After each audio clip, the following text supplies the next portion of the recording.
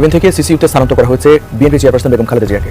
রাজধানীর বসুন্ধরার এভার কেয়ারে তার শারীরিক অবস্থার অবনতি ঘটায় মেডিকেল বোর্ড এই সিদ্ধান্ত নেয়। রাত 1:30টায় বিএনপি নেত্রীকে করোনারি কেয়ার ইউনিট সিসিইউতে নেওয়া হয়। গত 17 বছর আর 18 বছর তো কোনো ট্রিটমেন্ট পান নাই। তির্যক ভাষায় বাজে ভাষা বলা হতো যে উনি মনে করে মরে না কেন। উনি যে অবহেলিত বা অবহেলায় উনি মারা গেছেন সেটা সত্যি, এটা বলতেই হবে। আমরা জানি না আমাদের নেতৃত্ব কি হবে। আসুন আপনাদেরকে অনুরোধ জানাই, মানুষটির জন্য আসুন আমরা সবাই মিলে দোয়া করি। ফুসফুস ও হার্টের ইনফেকশন নিয়ে হাসপাতালে ভর্তি আছেন বিএনপি চেয়ারপারসন খালেদা জিয়া। রাতে তাকে 12 ঘন্টা নিবিড় পর্যবেক্ষণে রাখার কথা জানিয়েছিলেন ব্যক্তিগত চিকিৎসক। বিএনপির একটি গোপন সূত্রে জানা গেছে, রাজধানীর এভারকেয়ার হাসপাতালে চিকিৎসাধীন বিএনপি চেয়ারপারসন বেগম খালেদা জিয়া গতকাল রাতে মারা গেছেন। ভিডিও কলে সংযুক্ত ছিলেন তার পুত্রবধূ ডাক্তার জোবাইদা রহমান। জোবাইদা রহমানের নির্দেশে 3টি ফেভিপিরাভির ওষুধ খাওয়ানো হয় খালেদা জিয়াকে। তার ঘণ্টাখানেক পরে থেকে খালেদা জিয়ার প্রচন্ড শ্বাসকষ্ট শুরু হয়, মৃত্যুবরণ করেন তিনি। এমন একটি খবর কেন মিডিয়াতে আসেনি? এমন প্রশ্নের জবাবে বিএনপির ওই সূত্রটি জানান, জোবাইদা রহমানের ভুল চিকিৎসায় মারা গেছেন খালেদা জিয়া। এমন খবর জানাজানি হলে বিএনপির রাজনীতিতে তারেক জিয়া অস্তিত্ব সংকটে পড়বে। এভারকেয়ার বাংলাদেশের সবথেকে বেশি দামি যে হাসপাতাল, সেখানে চিকিৎসা নিচ্ছে। আর রোজি শুনি এই মরে এই যায় তো বয়স তো 80-র উপরে, তো মৃত্যু সময় হয়ে গেছে, তার মধ্যে অসুস্থ। এখানে এত কান্নাকাটি করতে এইমাত্র হাতে থাকা সর্বশেষ গুরুত্বপূর্ণ সংবাদ। এত সময় শুনছিলেন সংবাদ শিরোনাম, এবার থাকছে বিস্তারিত। তার আগে ছোট্ট একটা রিকোয়েস্ট করতে চাই, দর্শক যারা নতুন আছেন অবশ্যই চ্যানেলটি সাবস্ক্রাইব করে সর্বোচ্চ ভিডিওটি শেয়ার করে দেবেন, তাহলে দেশের সকল আপডেট খবর, রাজনৈতিক খবরগুলো সবার আগে এক ভিডিওর মাধ্যমে আপনি কিন্তু প্রথমে দেখবেন। বর্তমান দেশের যে পরিস্থিতি তার উপর ভিত্তি করে সংবাদগুলো সাজানো হয়েছে, তাই আমরা দেখে তারপরে বিদায় নেব। চলুন লাইক দিয়ে একের পর এক ধারাবাহিকভাবে আজকের সকল আলোচিত খবরগুলো দেখে আসি। বিএনপি চেয়ারপারসন বেগম খালেদা জিয়াকে রাজধানীর বসুন্ধরার এভার কেয়ারে তার শারীরিক অবস্থার অবনতি ঘটায় মেডিকেল বোর্ড এই সিদ্ধান্ত নেয়। রাত 1:30টায় বিএনপি নেত্রীকে করোনারি কেয়ার ইউনিট সিসিইউতে নেওয়া হয়। গত 17 বছর আর 18 বছর তো কোনো ট্রিটমেন্ট পান নাই। তির্যক ভাষায় বাজে ভাষা বলা হতো যে উনি মনে করে মরে না কেন।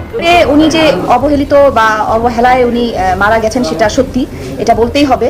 আমরা জানি না আমাদের নেতৃত্ব কি হবে।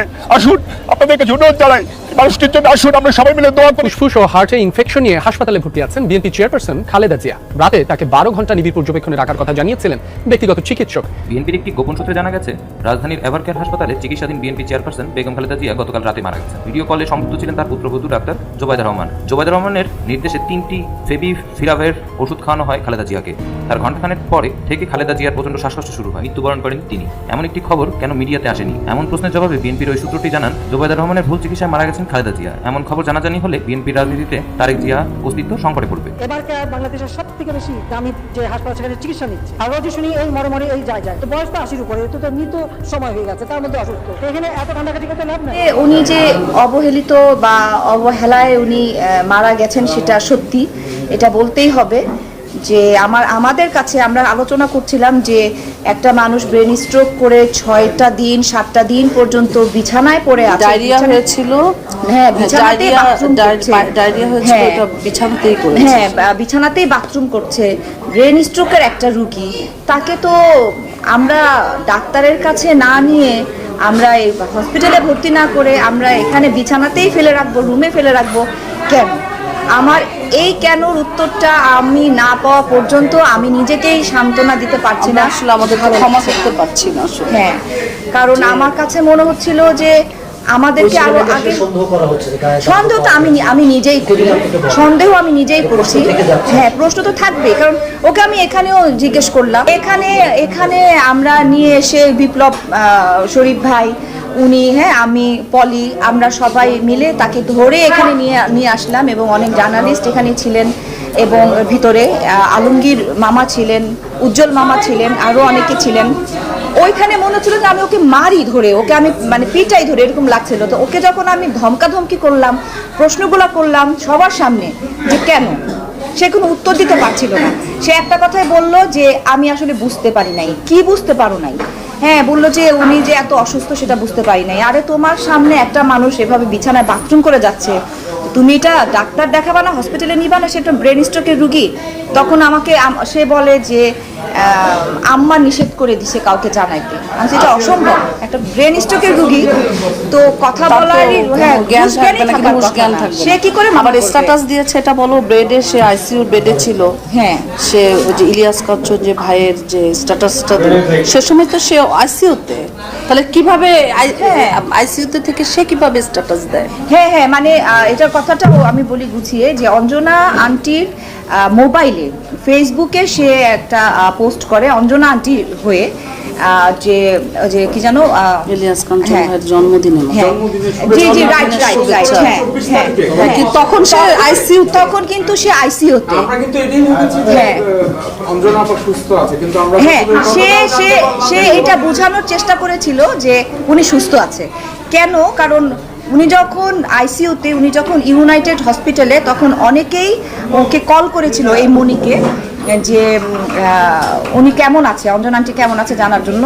সে প্রতিবারই বলেছে যে ভালো আছে, সুস্থ আছে।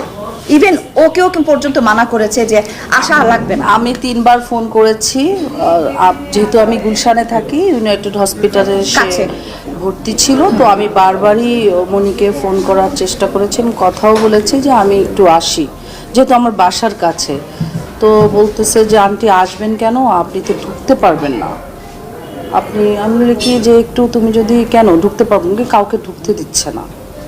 মানে তারপর বললো সুস্থ আছে, ভালো আছে। ও না, ভালো আছে, সবাই- সুস্থ হ্যাঁ। আছে, আচ্ছা কথা বলতেছে তো ভালো আছে, সুস্থ হয়ে যাবে। এটা তো আপনাদের কাছে কি মনে হয়? এটা তো সন্দেহেরই ব্যাপার, কারণ এত লুকানোর তো কিছু নাই।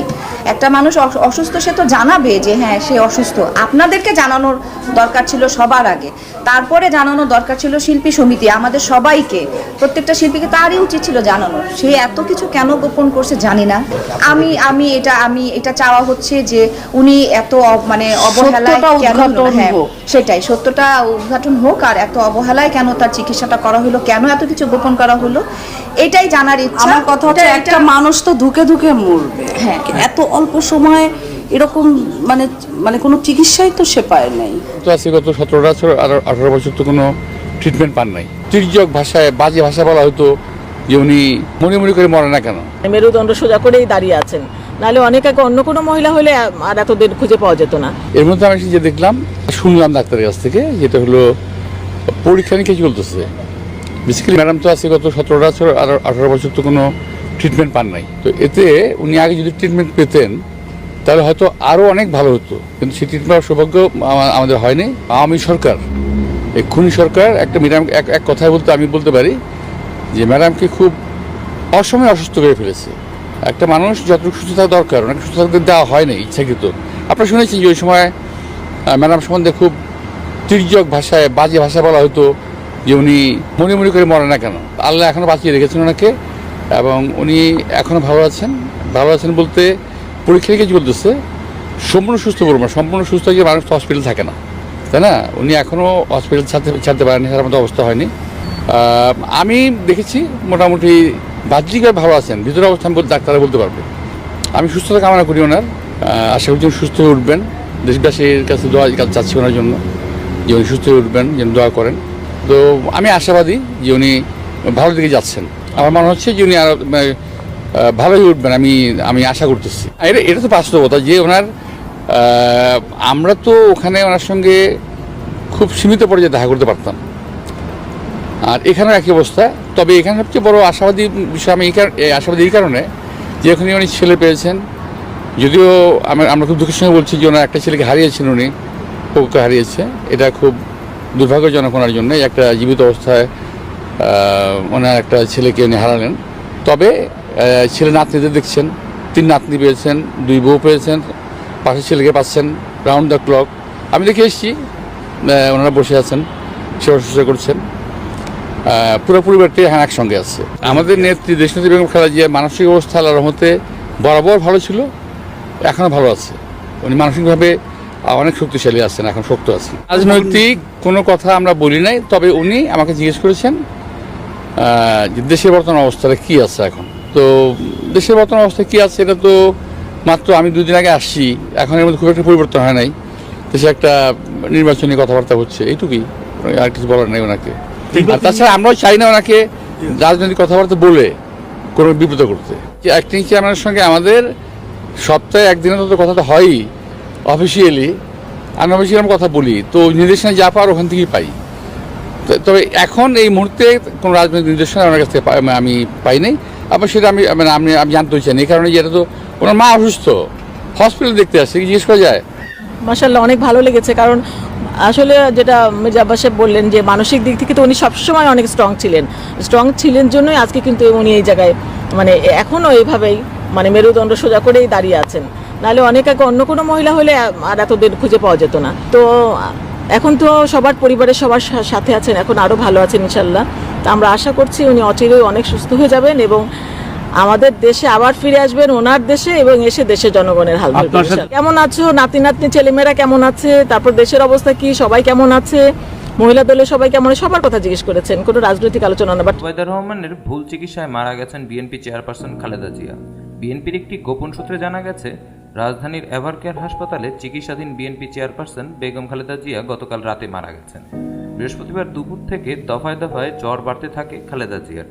জরুরি পর্যালোচনা বৈঠকে বসে মেডিকেল বোর্ড ভিডিও কলে সংযুক্ত ছিলেন তার পুত্রবধূ ডাক্তার জোবাইদা রহমান। জোবাইদা রহমানের নির্দেশে 3টি ফেবিফিরাভের ওষুধ খাওয়ানো হয় খালেদা জিয়াকে। তার ঘণ্টাখানেক পরে থেকে খালেদা জিয়ার প্রচণ্ড শ্বাসকষ্ট শুরু হয়। রাত 2টার দিকে মৃত্যুবরণ করেন তিনি। এমন একটি খবর কেন মিডিয়াতে আসেনি, এমন প্রশ্নের জবাবে বিএনপির ওই সূত্রটি জানান, জোবাইদা রহমানের ভুল চিকিৎসায় মারা গেছেন খালেদা জিয়া। এমন খবর জানাজানি হলে বিএনপির রাজনীতিতে তারেক জিয়া অস্তিত্ব সংকটে পড়বে। তাই তারেক জিয়ার কঠোর নির্দেশের কারণে বিষয়টি নিয়ে এখনো মুখ খুলছে না বিএনপির কেন্দ্রীয় নেতারা। তাকে আমরা অনেক অনেক রাজার হালি তো রেখেছি। এখন সে এবারকে বাংলাদেশের সব থেকে বেশি দামি যে হাসপাতাল সেখানে চিকিৎসা নিচ্ছে। আর রোজই শুনি এই মরে মরে এই যায় তো বয়স তো 80-র উপরে, তো মৃত্যু সময় হয়ে গেছে, তার মধ্যে অসুস্থ। তো এখানে এত কান্নাকাটি করতে লাভ নাই। যা বয়স্ক মানুষ, তার বড় বোন ভাই সব এসে কান্নাকাটি। সে সাজাপ্রাপ্ত আসামি কারাগারে বন্দী। তার বোনের কান্নাকাটিতে সত্যি কথা বলতে কি, হ্যাঁ আমি তাকে তার সাজাটা স্থগিত করে তাকে বাসায় থাকার মতো ব্যবস্থা করে দিচ্ছি, এইটুক এক্সিকিউটিভ অথরিটি আমার আছে। এখন তাদের আন্দোলনকে ওনাকে বিদেশে পাঠাতে হবে। পৃথিবীর কোন দেশে সাজাপ্রাপ্ত আসামিকে মানে চিকিৎসার জন্য বিদেশে পাঠায় বলতে পারেন? কোন দেশে পাঠায়? কারণ তারা একটা দাবি করে। আবার কেউ কেউ আমাদের আতিলরা আছে, তারা আবার বলে একটু কি সহানুভূতি দেখাতে পারেন না? সহানুভূতি আমাকে দেখাতে বলে। আমি আপনাদের কয়েকটা ঘটনা বলি।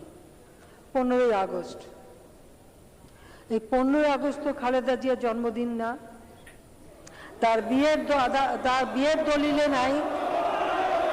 সে যে 1 মিনিট কথাগুলি শুনে নেন, কাজে লাগবে। সে যে ম্যাট্রিক পরীক্ষা দিয়েছিল সেখানেও 15ই আগস্ট লেখা নাই। তার বাবা প্রধানমন্ত্রী হওয়ার পরে যে ইন্টারভিউ দিয়েছিল একটা পত্রিকায়, সেখানেও 15ই আগস্ট লেখা নাই। 15ই আগস্ট কোন দিন? যেদিন আমার বাবা মা আমার ছোট ভাই ভ্রাতৃ সবাইকে হত্যা করেছে, যে দিনটা আমাদের হৃদয়ে রক্তক্ষরণ হয়, যে দিনটার কষ্টটা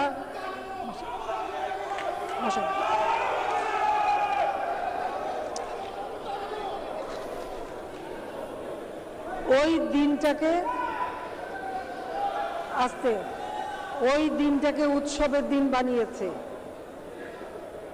বড় বড় কেক কেটে উৎসব করে সেই দিন।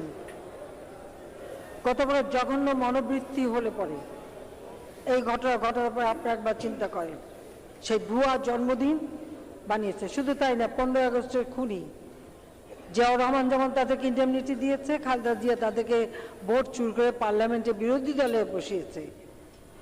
খুনি হুদা রশিদকে, আর খুনি খায়রুজ্জামান 3রা নভেম্বর হত্যাকাণ্ডে, যেখানে জাতীয় 4 নেতা হত্যাকাণ্ড, সেই হত্যার মামলার রায়ের ঘোষণা হয়েছে, সেই সময় ওই খায়রুজ্জামানকে খালেদা জিয়া প্রমোশন দেয় এবং অ্যাম্বাসেডর করে বিদেশে পাঠায়। খুনি পাশা মারা গেছে, মৃত পাশাকে প্রমোশন দিয়ে তার পরিবারকে সমস্ত অর্থ দেয়। তো খুনিদেরকে সেইভাবে সে প্যাট্রোনাইজ করে। তাছাড়া 21শে আগস্ট 2004 যখন গ্রেনেড হামলা করা হলো, আইবি রহমান সহ আমাদের 22 জন নেতাকর্মী আর 700 প্রায় 25 জনের মতো আমাদের নেতাকর্মী আহত। এই যে ওবায়দুল কাদের থেকে শুরু করে সবাই সেখানে গ্রেনেডের হামলায় সবারই শরীরে কিন্তু স্প্লিন্টার। তাদের চিকিৎসার ব্যবস্থা, আর এখন তো অনেকেই ভুক্তভুক্তি মারাও গেছে, আরও মারা গেছে। তো সেই কেসের কোনো আলামত রাখতে দেয়নি। যে গ্রেনেডটা 13টা গ্রেনেড ছুঁড়েছিল, যেটা ফোটে না, সেটাকে যে অফিসারটা আলামত রাখতে গেছে তাকে চাকরি থেকে বের করে দিয়েছে। যখন প্রশ্ন উঠলো আমরা পার্লামেন্টে, আমাদের অনেক পার্লামেন্ট মেম্বার তখন আহত, আমাদেরকে কথা বলতে দেয়নি। পার্লামেন্টের নিন্দা প্রস্তাব আনতে বলেছে, সেটা আনতে দেয়নি। বরং খালেদা জিয়া বলেছে, ও শেখ হাসিনাকে আবার কে মারবে, উনি তো ভ্যানিটি ব্যাগে করেই গ্রেনেড দিয়ে যে নিজে মারছে, আমি নাকি ভ্যানিটি ব্যাগে করে নিয়ে গ্রেনেড মারছি। এই কথা যে বলতে পারে, অতগুলি মানুষ রক্তে ভেসে যাচ্ছে, আর সেইখানে সে এটা নিয়েও ব্যঙ্গ করা এবং মিথ্যা কথা বলা, সেটাও তারা বলেছে। এবং পার্লামেন্টে আমাদের কাউকে কথা বলতে দেয়নি। আমি তারপরেও আজকে তাকে কারাগার থেকে বাসায় থাকতে দিয়েছি। তার ছেলে কোকো মারা গেছে, সে যখন আমার বাবা মা ভাই বোনের মৃত্যু দিবসে উৎসব করে, কিন্তু আমি তো মানুষ, আমিও তো একজন মা। আমি ভাবলাম আমি বাংলাদেশের প্রধানমন্ত্রী, সব মানুষের দায়িত্ব তো আমার, ভালো মন্দ সবই। আমি সিদ্ধান্ত নিলাম আমি যাব, খালেদা জিয়াকে সহানুভূতি দেখাবো।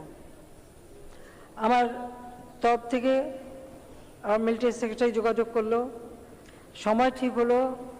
যেই গুলশানে তার যেখানে ছিল সেখানে আমি গেছি, মুখের সামনে দরজা বন্ধ করে তালা দিয়ে দিল, আমাকে ঢুকতে দিল না। কত বড় অপমান আপনারা চিন্তা করেন। আজকে অন্য কোনো প্রধানমন্ত্রী হলে সেখানে কি করতো আপনারা চিন্তা করেন। সেখানে আমাকে ঢুকতে দিল না, শুধু আমি বললাম যে আজকে আমাকে ঢুকতে দাও না। যখন জিয়া রহমান ঘরে তুলতে চায়নি, প্রতিদিন তো আমাদের বাসার যে কান্নাকাটি করতাম। আমার বাবার বদৌলতে তুমি জিয়া রহমানের স্ত্রী হিসেবে পরিচয় দিতে পেরেছ বলে বড় আগে জিয়া ছেড়ে দিয়েছিল। জিয়ার আবার নতুন গার্লফ্রেন্ডও ছিল, তাকেও সরিয়ে দেওয়া হয়েছিল। প্রিয় দেশবাসী, আপনারা যে যেখান থেকে ভিডিওটি শুরু থেকে শেষ নামাতে দেখেছেন, আপনাদের সকলকে অসংখ্য ধন্যবাদ জানাই। যদি ভিডিওটি ভালো এবং খারাপ লেগে থাকে অবশ্যই কমেন্টে জানিয়ে যাবেন এবং প্রচুর পরিমাণ শেয়ার করে দেবেন, তাহলে আপনাদের দেশের সকল জানতে পারবে। বেশি কথা বাড়াইতে চাচ্ছি না, আজকের মতো এখানে শেষ করছি, বিদায় নিচ্ছি। দেখা হবে পরবর্তী দেশের কোনো আপডেট খবর অথবা নিউজ নিয়ে। আসসালামু আলাইকুম।